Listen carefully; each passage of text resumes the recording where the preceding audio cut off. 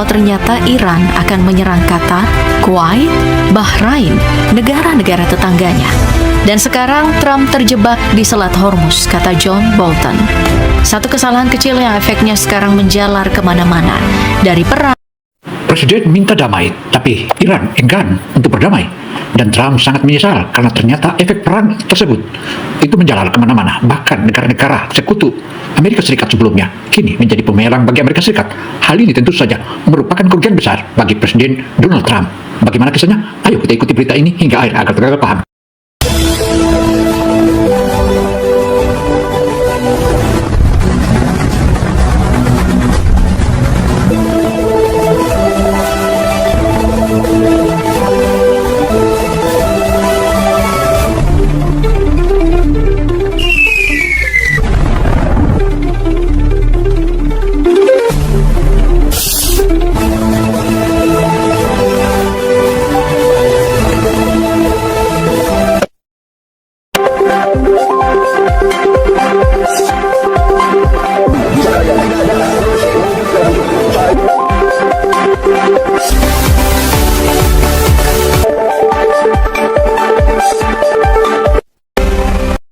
Presiden Amerika Serikat Donald Trump akhirnya menyesal menyerang Iran.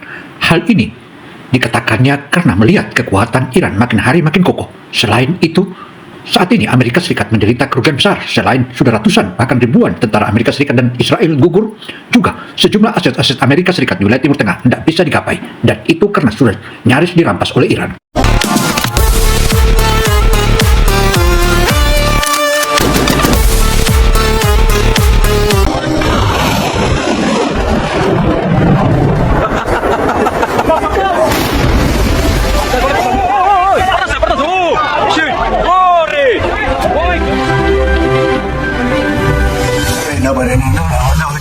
Nobody thought they were going to hit.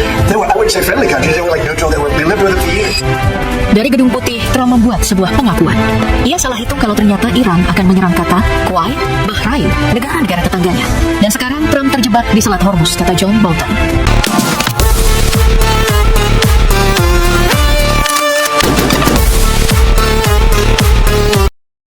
Saudara, Presiden Trump akhirnya mengakui bahwa kekuatan Iran begitu kokoh, bahkan saat ini terbilang Amerika Serikat terjebak di Selat Hormuz. Bahkan Selat Hormuz saat ini tak bisa disentuh oleh Amerika Serikat. Dan hal inilah menunjukkan bahwa kekuatan Iran bukanlah kekuatan biasa, tetapi ada kekuatan lain yang mendukung Iran. Hal ini yang disesalkan oleh Trump. Satu kesalahan kecil yang efeknya sekarang menjalar kemana-mana. Dari perang ke krisis energi sampai ancaman ekonomi global. Dan yang lebih mengkhawatirkan, rantai eskalasi ini seperti tidak punya tombol berhenti.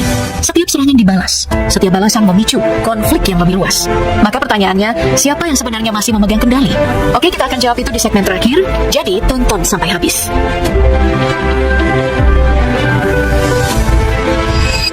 Tapi Trump sebenarnya keliru saat menyebut tidak ada yang mengira Iran akan menyerang negara tetangganya. Kenapa? Karena 9 hari sebelum serangan mendadak Amerika dan Israel, Iran sudah memberikan peringatan terbuka. Surat resmi dikirim ke Perserikatan Bangsa-Bangsa dengan pesan yang tegas. Jika diserang, semua pangkalan, fasilitas, dan aset musuh di kawasan jadi target sah. Masalahnya ancaman ini diremehkan oleh Donald Trump. Kapal perang dikerahkan ke Timur Tengah dengan kekuatan penuh. Dan sekarang situasinya berbalik jadi bumerang bagi Amerika.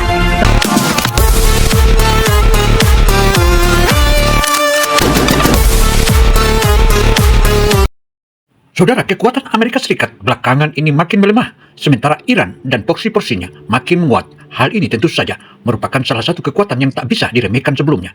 Bahkan Donald Trump menyebutkan bahwa dianggap bahwa kekuatan Iran itu lemah, ternyata memiliki kekuatan yang maha dahsyat. Hal inilah sedang diteliti oleh sejumlah pengamat.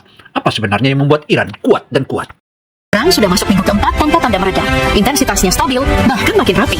Ini sinyal jelas, konflik ini bukan untuk selesai cepat. Dan di titik ini, Trump mulai menghadapi satu kenyataan. Iran tidak bermain sembarangan.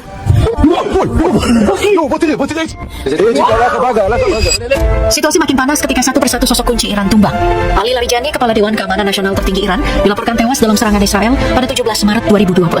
Kehilangannya bahkan disebut lebih mengguncang dibanding figur sentral seperti Ali Khamenei di awal konflik. Kenapa? Ia adalah sosok yang secara de facto menjalankan roda pemerintahan, terutama setelah tewasnya Ali Khamenei. Belum selesai di situ, Islamic Revolutionary Guard Corps mengonfirmasi kematian Jenderal Gholam Reza Soleimani, komandan pasukan Basij. Sehari berselang, Menteri Intelijen Iran, Ismail Khatib, juga tewas. Ini bukan sekadar kehilangan, ini pemangkasan struktur inti kekuasaan Iran secara sistematis.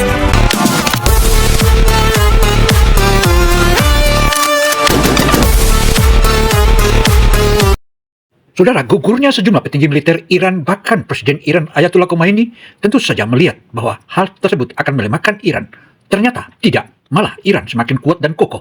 Hal inilah yang tak bisa ditaksir. Dan kemudian Amerika Serikat menyatakan penyesalannya bahwa Iran ternyata memiliki kekuatan yang maha dahsyat yang tak bisa diremehkan oleh negara manapun di dunia, apalagi memiliki rudal-rudal yang hipersonik. Di lapangan dampaknya makin berbahaya. Serangan Amerika dan Israel dilaporkan nyaris mengenai PLTN Bushehr, reaktor nuklir aktif yang juga melibatkan ratusan teknisi dari Rusia. Jika keselamatan mereka benar-benar terancam, Moskow punya alasan kuat untuk merespon lebih jauh, bukan cuma diplomasi, tapi juga langkah militer. Di saat yang sama, dua jet tempur misterius terlihat melintas di atas Shiraz. Bentuknya mengarah ke Dassault Rafale atau Eurofighter Typhoon, bukan milik Amerika. Ini langsung memicu dugaan keterlibatan negara teluk seperti Qatar atau Arab Saudi dalam konflik. Dan pukulan paling sensitif datang ketika Israel menyerang ladang gas South Pars, jantung energi Iran dan salah satu yang terbesar di dunia. Ini bukan lagi sekadar eskalasi, ini sinyal kalau konflik sedang bergerak ke fase yang jauh lebih berbahaya.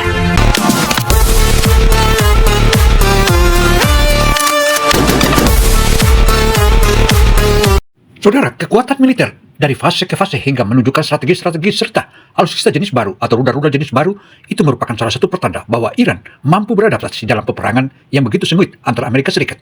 Tak ada yang pernah menyangka bahwa Iran memiliki kekuatan seperti itu. Bahkan Amerika sendiri pun menyebutkan bahwa Iran hanya dalam waktu singkat kita bisa mengalahkan. Ternyata tidak. Iran memiliki kekuatan yang maha dahsyat yang tak bisa diremehkan oleh negara manapun.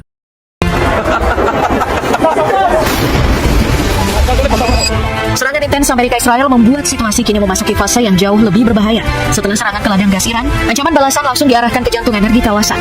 Iran mengeluarkan peringatan evakuasi ke berbagai fasilitas strategis di Arab Saudi, Uni Emirat Arab, Qatar, hingga Israel. Fasilitas minyak dan gas kini disebut sebagai target sah, menandai perubahan besar dalam pola konflik yang sebelumnya lebih terbatas. Di Arab Saudi, dua rudal Iran dilaporkan menghantam ladang gas. Dampaknya tidak main-main, bukan cuma regional, tapi global. Harga energi terancam melonjak, stabilitas pasar terguncang, dan konflik ini perlahan bergeser dari perang militer menjadi perang ekonomi berskala dunia. Di sisi lain, ledakan beruntun terjadi di sekitar Bandara Ben Gurion. Dugaan penggunaan munisi klaster mulai muncul, jenis senjata yang menyebarkan puluhan bom kecil dalam satu serangan, luas dan sulit dikendalikan. Ini meningkatkan resiko korban sipil dan memperluas dampak keracunan. Langit Tel Aviv berubah menjadi cahaya oranye yang tidak biasa. Ledakan, kebakaran, dan intercepsi udara berlangsung tanpa henti. Sistem pertahanan bekerja terus-menerus, menciptakan suasana tegang dan mencekam yang terasa di seluruh kota bahkan hingga wilayah pinggiran. Citra satelit terbaru juga memperlihatkan adanya kerusakan nyata di Al Dafra Air Base dan Prince Sultan Air Base. Hanggar rusak, bangunan hilang, dan titik-titik ledakan terlihat jelas. Ini bukan serangan pertama, tapi gelombang lanjutan yang semakin presisi dan terarah. Setidaknya 3 titik dampak teridentifikasi di dalam kompleks militer Amerika Serikat. Targetnya jelas, hanggar, gudang, hingga area operasional seperti apron dan fasilitas maintenance. Bahkan, satu hanggar dihantam berulang kali, menunjukkan upaya sistematis untuk melumpuhkan kemampuan pangkalan secara bertahap. Serangan terbaru juga menyasar simbol penting Amerika. Kedutaan besar Amerika Serikat di Baghdad diserang oleh kelompok Islamic Resistance in Iraq menggunakan drone kamikaze Shahid 101. Yang mengkhawatirkan sistem pertahanan Siram dilaporkan gagal mencegatnya, membuka celah baru dalam sistem perlindungan. Ini bukan sekadar balasan, ini adalah pesan bahwa medan perang kini ada di mana-mana dan tidak lagi mengenal batas wilayah.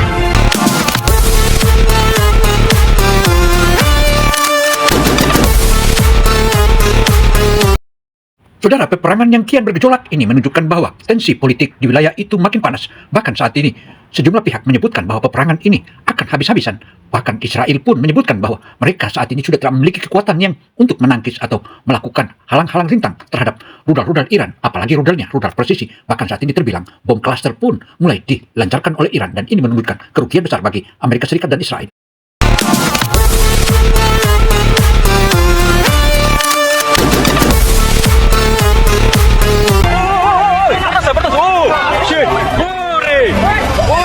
Kerugian Amerika Serikat dalam konflik ini mulai terlihat jelas dan angkanya terus membengkak.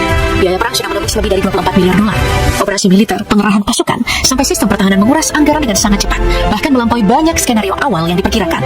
Di lapangan, kerugian alutsista juga meningkat. Radar bernilai tinggi, drone, sampai fasilitas pangkalan mengalami kerusakan serius. Yang jadi sorotan, rudal pencegat bernilai jutaan dolar harus digunakan untuk menghadapi drone murah. Sebuah ketimpangan biaya yang membuat strategi ini semakin mahal dan sulit dipertahankan dalam jangka panjang.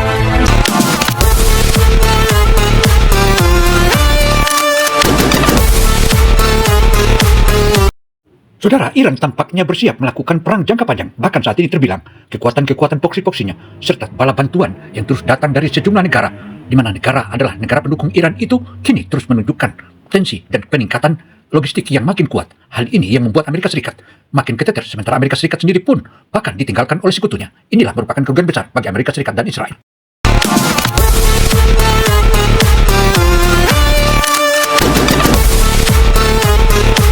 Sementara itu, korban jiwa terus bertambah di semua pihak. Iran menanggung beban terberat dengan lebih dari 1.400 orang tewas dan sedikitnya 18.500 lainnya terluka. Angka ini mencerminkan intensitas serangan yang tinggi dan dampak luas terhadap wilayah sipil maupun militer. Di sisi lain, Israel melaporkan 17 kematian dan lebih dari 3.000 korban luka-luka. Meski lebih kecil, angka ini tetap menunjukkan kalau serangan balasan Iran dan proksinya mampu menembus pertahanan dan menciptakan tekanan nyata di dalam negeri. Untuk Amerika Serikat sendiri, setidaknya 13 personil militer dikonfirmasi gugur, baik dalam operasi tempur maupun kecelakaan pesawat yang terkait langsung dengan konflik ini. Dan angka-angka ini kemudian belum final, karena selama eskalasi terus berlanjut, biaya dan korban hampir pasti akan terus bertambah.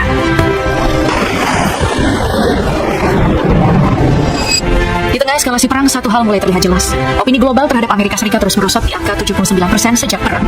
Di banyak negara Eropa, gelombang penolakan mulai meluas. Demonstrasi muncul di berbagai kota. Kepercayaan publik menurun dan para pemimpin politik mulai berada di bawah tekanan besar untuk tidak ikut terseret lebih jauh. Dukungan yang dulu solid, kini mulai retak. Di sisi lain, di Iran situasinya justru berbalik. Warga turun ke jalan tapi bukan untuk menuntut damai. Seruan yang terdengar justru balas dendam.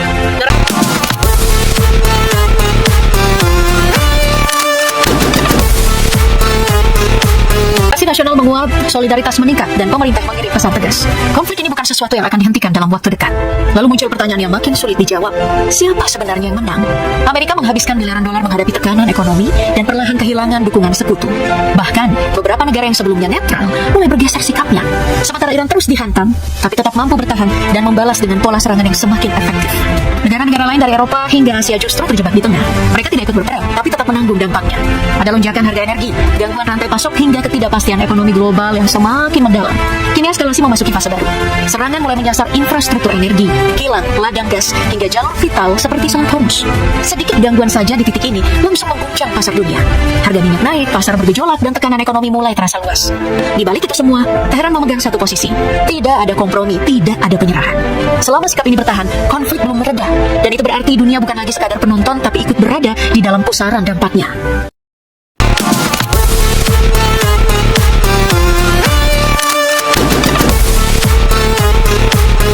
Demikianlah paparan opini Gina Television Indonesia. Semoga informasi yang kami sajikan ini bermanfaat bagi kita semua, dan kita berharap perang yang kian membara segera reda dan segera dibawa ke meja perundingan, karena peperangan itu tidak adalah gunanya, karena menang jadi abu, kalah jadi arang.